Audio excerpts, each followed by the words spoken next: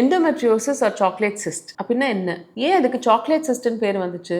உள்ள வந்து dark brown chocolate material மாதிரி இருக்கிறதுனால அதுக்கு சாக்லேட் சிஸ்ட்னு பேர் வந்துச்சு. பேரு ரொம்ப ஸ்வீட்டா வச்சுட்டாங்க. ஆனா ப்ராப்ளம் வந்து அவ்வளோ ஸ்வீட்டா இல்லை. It is little frustrating, little irritating for ladies who get it. பெரிய பெரிய பொசிஷனில் இருக்கவங்களா இருக்கட்டும், இல்லை நார்மலாக வேலை செய்கிறவங்களா இருக்கட்டும், இது ஒரு டிஸ்டர்பிங் கண்டிஷனாக நிறைய ஃபீமேல்ஸ் வந்து ஃபேஸ் பண்ணுறாங்க த்ரூ அவுட் த வேர்ல்டு. ஆனால் இதோட அவேர்னஸ் வந்து ரொம்ப கொஞ்சம் இன்னுமே நிறைய பேருக்கு தெரியறது இல்லை. ஸோ எண்டோமெட்ரியோசிஸ்னா என்ன?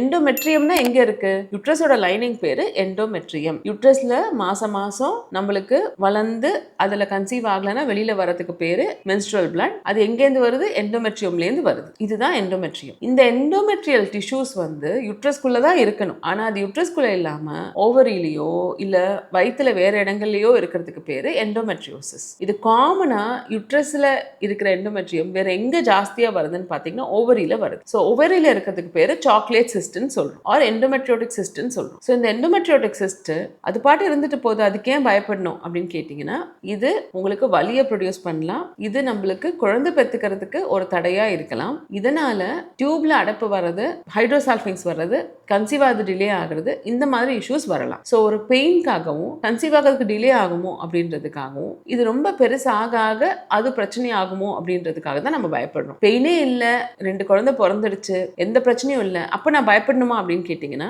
1000ல 1 endometriosis can be having borderline malignancies. அதனால ஃபாலோ அப் ஸ்கேன் பண்ணிக்கிறதும், ஒரு தடவை டியூமர் மார்க்கர்ஸ் பண்ணிட்டு அட்லீஸ்ட் ஒன்ஸ் லாப்ரோஸ்கோபி பண்ணி அது எண்டோமெட்ரியோசிஸ் தானா அப்படின்றத கன்ஃபார்ம் பண்ணிக்கிறது ரொம்ப ரொம்ப நல்லது.